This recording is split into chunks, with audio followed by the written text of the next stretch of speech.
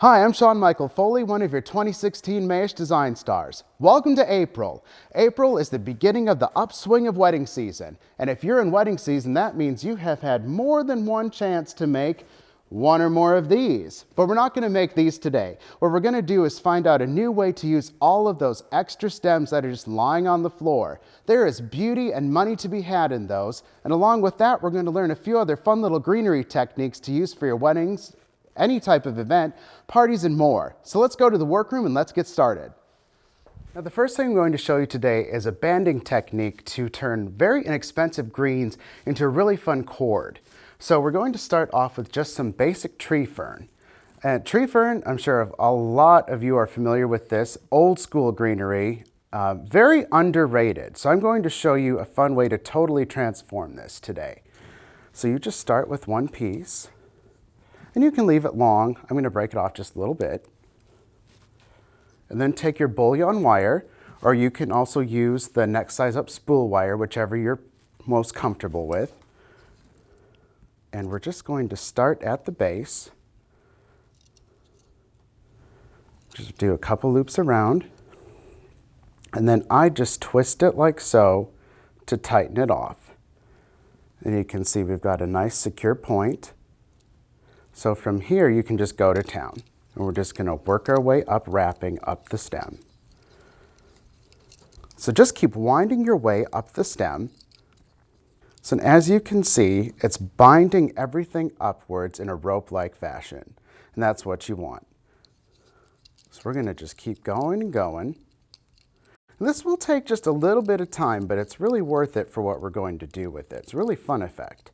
Now, as you can see, I'm running out of tree fern, and this is not very long. Here's how you continue to the next piece. Just set that down, take your next piece of tree fern, and just snip it real close. I just break it, or you can cut it, so you have just this tiny little bit of a tip right there. And then we're going to feed this in, down into our existing cording. You may need to be pretty firm with it. There we go. Now we're just going to keep on going. And that's how you continue for another segment of rope. Now normally I would add about 1 or 2 more full pieces of tree fern to get the desired length, but for the sake of time I'm just going to finish this up to show you how to finish. Once you get to the very top, just work your way slowly all the way up in a loose spiral as far as you can go. Then just go back down. You can pull it or cut it. And then just go back down the opposite way just to make sure that doesn't unravel. All right, and there you have it. That is a tree fern cord. Now you can make this as neat or as fuzzy as you want it to be. It's really up to you what technique you're going for. This one's a little on the hairy side, but you can always go back and just pluck a few random ones out to clean it up if it bothers you. All right, now I'm going to show you what we're going to do with this. Now, as I mentioned earlier, we'll be using the stems off of the carnations from those carnation orbs that I'm sure many of you have been flailing about making aimlessly at this time of year. So all I did was simply take the carnation stems and I made them into an armature by using the same wire I used on the cord. Now, as you can see here, I did several different colors of wire. And that to me just adds a little bit of depth and interest. If you wanted to do all silver, you could do all silver. Just play with it and have some fun. I felt the copper in here is going to pull out some of the more sepia and blush and peach tones we'll be using in just a second. Now I went ahead and looped some of the greenery through just to get a little bit ahead of the game here. I also did the same technique on some bear grass just to add a little bit smoother, thinner contrasting texture. So I'm going to show you how to actually apply this to your armature. Now, since it's already wired with the bullion wire, it's going to just pretty much twist and bend wherever you want it to go. So just pick a point where you feel you need a little emphasis and just loop on through and just weave it all through, kind of like you're just sewing it together.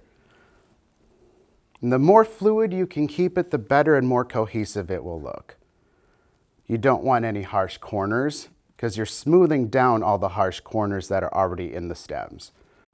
Just bend this through here. And then to finish it, all you have to do is just coil it around and it'll just stay just like that. Now it's time to add some flowers to this armature. So we're going to start off with some of my favorites, and a very, very popular wedding flower is the Juliet Rose, a beautiful David Austin bloom available to you from Mayish. It's that true, beautiful, blushy peach that everybody wants right now. Strongly recommended, beautiful fragrance, beautiful petal count. Now I'm going to take the Juliets, I'm going to go ahead and feed them through. And the beauty about working with an armature is it really helps you keep your stems where you want them to stay. Now it might be a little bumpy getting started because you don't have a lot through there, but just work with it and relax, and you'll get to where you want to go. And while you do this, try to leave some of this exposed armature on the end. You don't want to hide all of your beauty work there. It took you long enough to get there. You want people to see it. Now I'm just going to go ahead and add a few other types of roses. We have these beautiful sepia roses. Absolutely love these. This is really a good tea-stained color. You're starting to see more and more of a vintage hue that has sort of a brownish tea color to it. Now some people will go ahead and remove all of the guard petals before they design their roses. I do it as I go. That's just my preferred method of doing it. I think that way, not every single guard petal is bad. So sometimes we overstrip the roses and they get a little bullet-like, and it just doesn't have that natural, beautiful feel you want. Now I'm going to add some beautiful peony buds. Now they haven't quite popped yet, but that's okay. You still get a lot of beauty even though it's not in full bloom. I don't mind it, so we're going to go ahead and use it.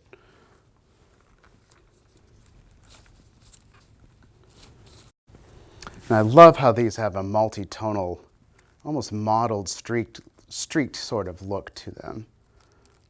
I'm going to add some of these beautiful quicksand roses. And by using the quicksand, this will help sort of bleed our peaches and that sort of sepia tone together. And also bringing just that little bit of pink hue that we're seeing in the peony. Now from here, I'm going to fill in some of the gaps with some spray roses, some berries, and a few other textural elements. What I love about spray roses is they really do cover a lot of surface area. And since we already have standard roses in there, it's a definite go-to filler for this case. I'm not quite finished with the bouquet, but as you can see, my stems are getting quite bulky from all of these roses. So I'm going to go ahead and give this a cut halfway through. And this is something I generally do a lot because stems do get heavy after a while. And there's no sense having the length if you don't need it. And we'll give this a proper cut before we're finished. There we go. It's a little bit more manageable now. So to this, I'm going to add a few of these beautiful blush hypericum berries, one of my favorites. And same thing as the spray roses. I'm just going to tuck these in a little bit here and there as I need to fill.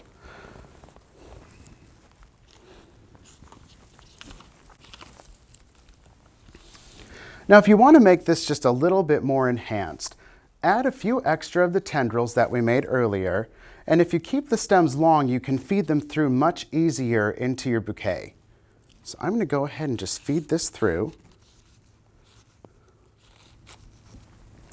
And now I can just incorporate it through the side pieces to give it a place to grab.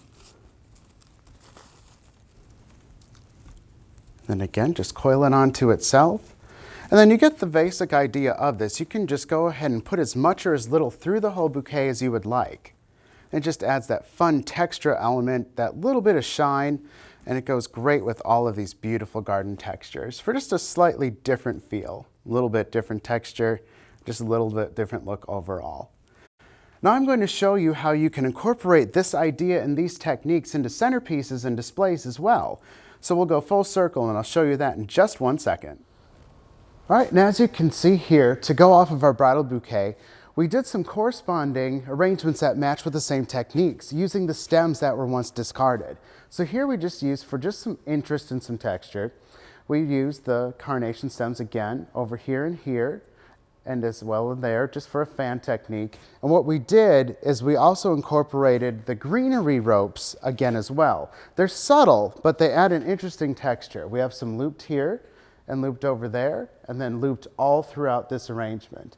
Utilizing the same roses, the same colors, and pulling in a little bit more fun texture, like this here in this King Tillandsia, just lightens it up, builds off of that original color palette, and altogether will give you the whole look for the entire wedding.